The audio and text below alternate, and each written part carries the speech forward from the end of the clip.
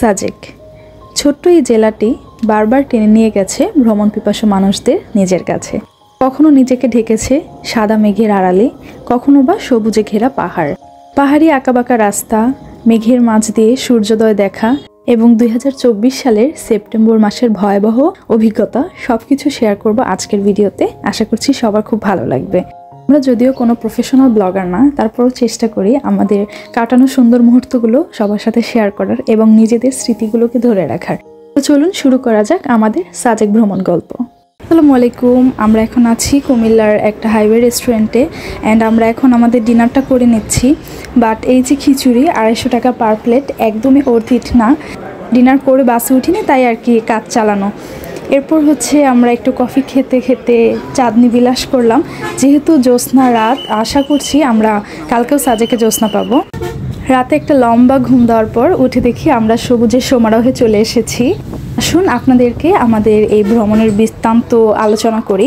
তো আমরা হচ্ছে আমাদের যে রিসোর্টটা ওইটা আমরা নিজেরা বুকিং দিয়েছিলাম আমাদের পছন্দ মতো, এবং এই যে যাতায়াতটা এটা হচ্ছে আমরা একটা ট্রাভেল গ্রুপের সাথে অ্যাড হয়ে গিয়েছিলাম এবং আজকে আমাদের যত যাতায়াত আছে, চাঁদের গাড়ি, এভরিথিং এবং ঢাকায় ব্যাক করা সব কিছু হচ্ছে আমরা তাদের সাথেই করব। তো আপনারাও চাইলে বিভিন্ন ট্রাভেল গ্রুপের সাথে এভাবে কাস্টমাইজ করে নিতে পারেন।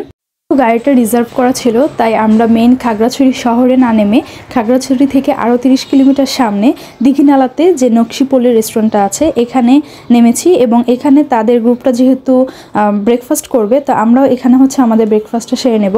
তো যেহেতু আমরা শুধুমাত্র ট্রাভেলটা তাদের সাথে ইনক্লুড করেছি, কোনো খাবার ইনক্লুড করিনি, তাই আমাদের ব্রেকফাস্ট এবং লাঞ্চ টোটালটাই হচ্ছে আলাদাভাবে করতে হবে। বাট এখানে একটা প্রবলেম হলো যে আমাদের উচিত ছিল তাদের সাথে খাবারটা ইনক্লুড করে নেওয়া, কারণ আমরা যেহেতু তাদের সাথে ট্রাভেল করব, তারা যেখানে নিয়ে যাবে আমাদেরকে সেখানেই যেতে হবে।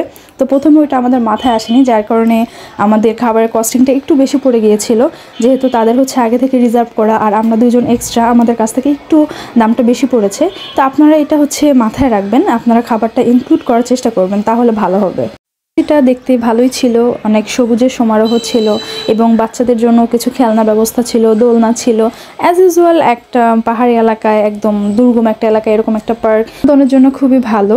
তো সকালে নাস্তা অ্যাজ ইউজুয়াল ছিল খিচুড়ি অ্যান্ড ডিম, এবং খিচুড়িটা নর্মাল ভাতের চালের ছিল এবং অনেক তাড়াহুড়ো করায় আমার ওই শ্যুটটা করা হয়নি।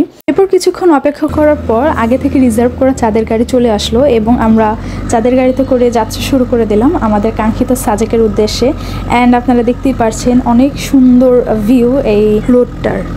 বেশ খানিকটা রাস্তা চলে আসার পর আমরা হচ্ছে আর্মি স্কটের সামনে চলে আসলাম। এখান থেকে প্রত্যেকটা চাঁদের গাড়ি একটা লাইনে করে দেন হচ্ছে আর্মি সহ আমাদেরকে সাজেকে নিয়ে যাবে।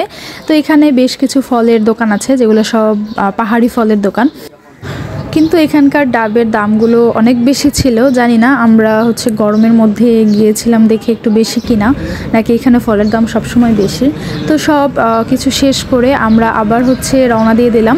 ওইখানে হচ্ছে আর্মিদের তৈরি একটা শপও ছিল, বাট ওই শপের মধ্যে ভিডিও করা অ্যালাউ ছিল না, যার কারণে আপনাদেরকে দেখাতে পারলাম না ওইখানে কি কি পাওয়া যায়। তো এই তো আমরা আবার যাত্রা শুরু করে দিলাম, আপনারা আমাদের সাথে থাকেন।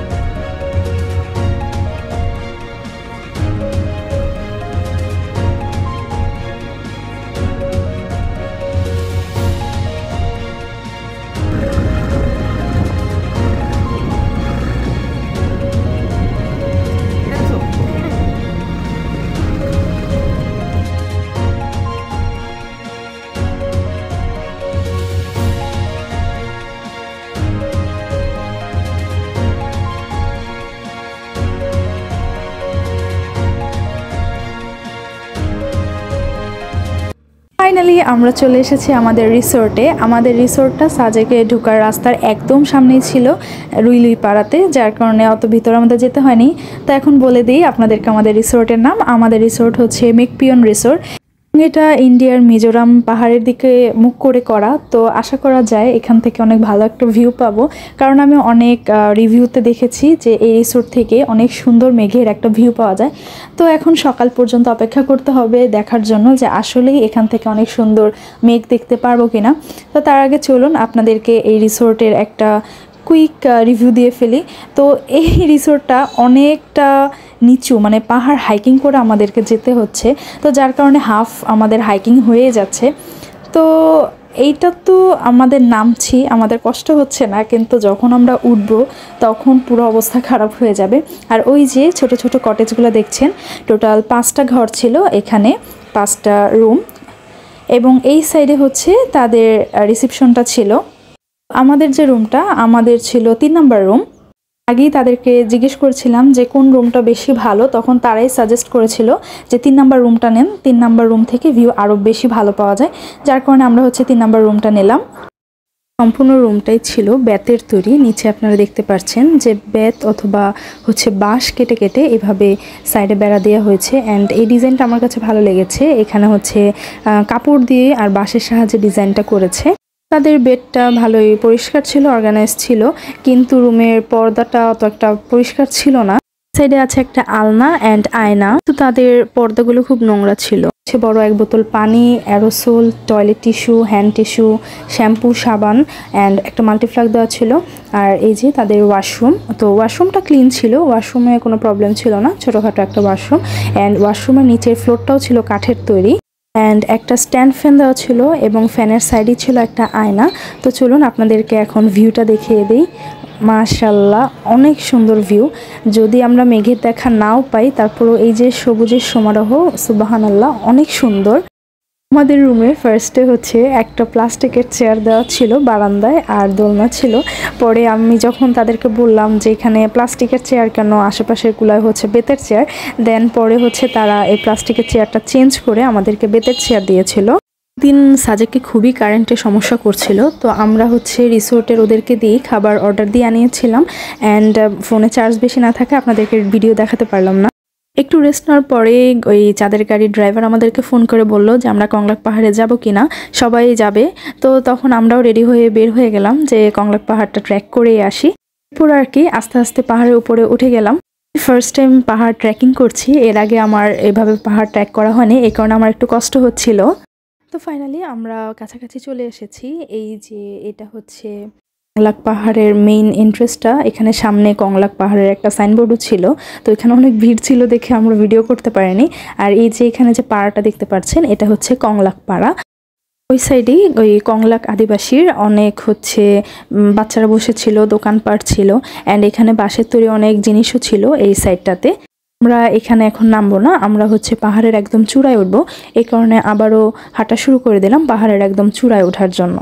যে রাস্তাটা দেখছেন এইটা টোটালি ছিল পাথর, বিশাল বড় পাথর। দেন ওই পাথরটাকেই এইভাবে একটু কেটে সিঁড়ির মতো করেছে, অ্যান্ড এটার অনেক উঁচা নিচা শেপ ছিল।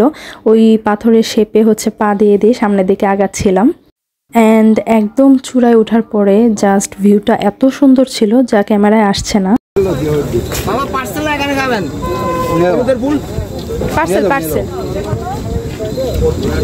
হ্যালিপ্যাডে বসে আমরা সুন্দর সানসেটটা এনজয় করে এখন কিছু পাহাড়ি স্ট্রিট ফুড ট্রাই করছিলাম।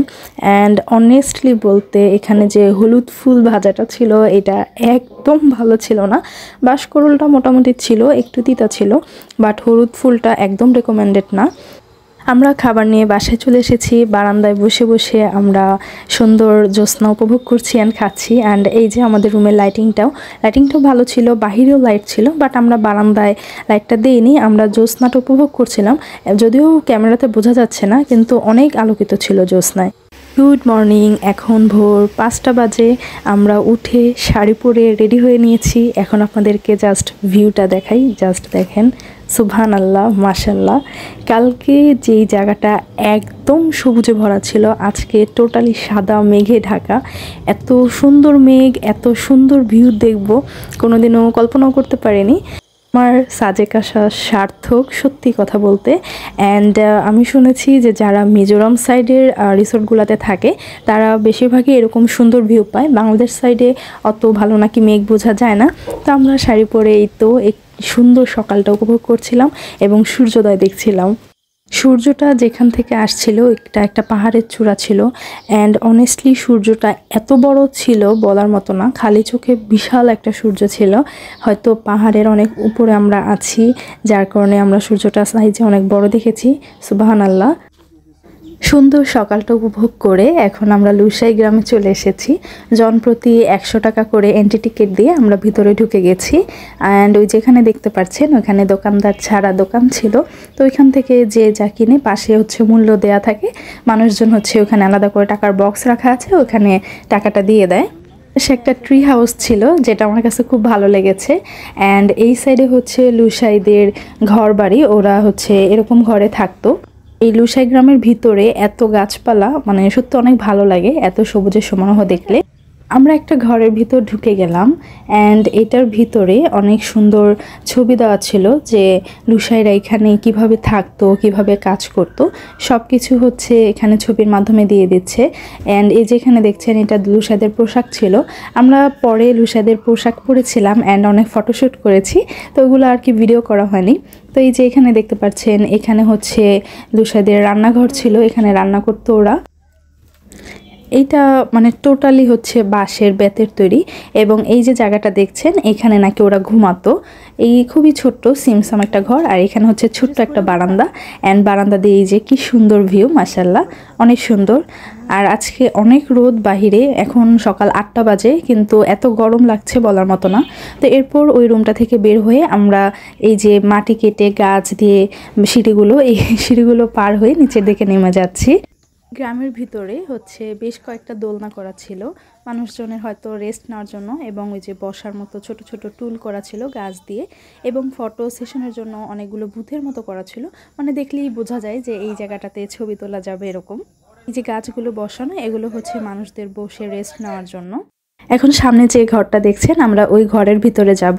এই ঘরটাকে প্রধানত হচ্ছে জল ঘর বলা হয়। এই ঘরটা হচ্ছে অন্যান্য ঘরের থেকে তুলনামূলক বড়, এবং এইখানে হচ্ছে গাছ দিয়ে একটা ব্যারিকেড দিয়ে রেখেছে যেন মানুষজন ভিতরে যেতে না পারে। এই জলঘরটা মেনলি ব্যবহার করা হতো আগে কুস্তি খেলার জন্য। মানে পুরুষরা হচ্ছে এখানে নানা রকম শারীরিক কসরত, তারপরে কুস্তি, এই যে ছবি দেখতে পাচ্ছেন ছবি দেওয়া আছে। এবং ঘরটার ওই সাইডে হচ্ছে বসার মতো ব্যবস্থা ছিল। অ্যান্ড এই যে এইখানে হচ্ছে বৃত্তান্ত দেওয়া আছে যে এই ঘরের মধ্যে আসলে কি কি হতো না হতো, পুরুষরা এখানে রাত্রি যাপন করতো। এই ঘরটা থেকে বের হয়ে এখন সামনের দিকে যাওয়া যাক। অ্যান্ড এই যে সামনে এখানে হচ্ছে একটা ছোটোখাটো বুক সেলফের মতো দেখলাম, যদিও এটার মধ্যে বইয়ের সংখ্যা খুবই কম, জানি না হয়তো বই নিয়ে গেছে বা এটা রক্ষণাবেক্ষণের জন্য এরকম হয়েছে। অ্যান্ড জায়গায় জায়গায় এই যে অনেক হারিকেন দেখছিলাম, এখানে গাছের সাথে আরেকটা দোলনা।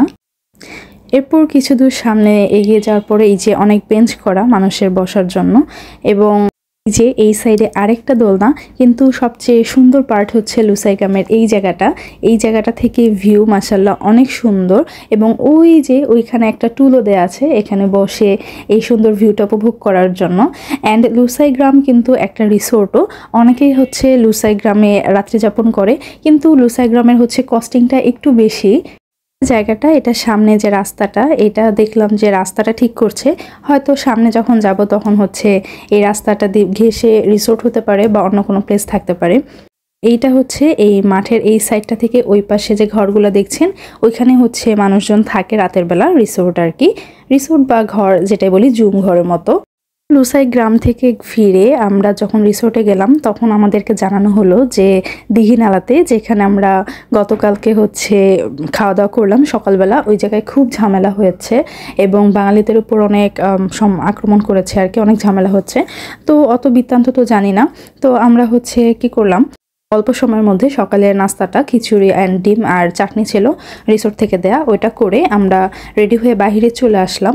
এবং এই যে গাইড দেখতে পাচ্ছেন প্রায় 3 ঘন্টা পর আর্মির স্কর্ট দিয়ে আমাদেরকে হচ্ছে যাত্রা শুরু করে, আমাদের 3 ঘন্টা ওয়েট করা লাগছিল আর্মিদের সাথে। আমাদের প্ল্যান ছিল আমরা হচ্ছে খাগড়াছড়িতে রিসাং ঝর্ণা, আলুটিলা গুহা এগুলো সব দেখে তারপর যাব, কিন্তু এই ঝামেলার কারণে আমাদের কোনো কিছুই করা হয়নি। তো সাজেক থেকে আমাদেরকে বিদায় নিতে হচ্ছে এবং মনের মধ্যে একটা ভয় কাজ করছিল। মানুষ বারবার ফোন দিচ্ছিল যে আমরা ঠিকঠাক মতো আছি কিনা, কারণ আমরা জানতে না পারলেও, কারণ আমরা তো নেটে ঢুকিনি, আমরা নিজেদের মতো সময় কাটাচ্ছিলাম, যার কারণে এখানে কি হচ্ছে না হচ্ছে কিছুই জানি নাই। তো আল্লাহর রহমতে আমরা ওই দিন যদি না আসতাম তাহলে আমাদের প্রায় 7-8 দিনের মতো বা 10 দিনের মতো আটকা পড়া লাগতো সাজেকে। অনেকেই হচ্ছে যারা আসেনি তারা আটকা পড়েছিল এবং থাকার অনেক সমস্যা হয়েছিল। তো আল্লাহর রহমতে আমরা ওরকম কোনো প্রবলেমে পড়িনি। মনটা খুব খারাপ হয়ে গেছিলো তাড়াহুড়ার জন্য এবং মনের একটা আতঙ্কের কারণে, যেই সুন্দর উদ্দীপনাটা ছিল মনের মধ্যে ওইটাই হারিয়ে গেছিল। কিন্তু যাই হোক, ইনশাল্লাহ সামনে আবার যাব। শেষ হইল না শেষ, একটা কথা আছে না, তখন আপনাদের সাথে আবার আমাদের অনুভূতিগুলো শেয়ার করব। তো ততদিন পর্যন্ত আমাদের সাথে থাকবেন, আমাদের চ্যানেলটাকে সাবস্ক্রাইব করে দেবেন। টিল দেন টেক কেয়ার, আসসালামু আলাইকুম, আল্লাহ হাফেজ।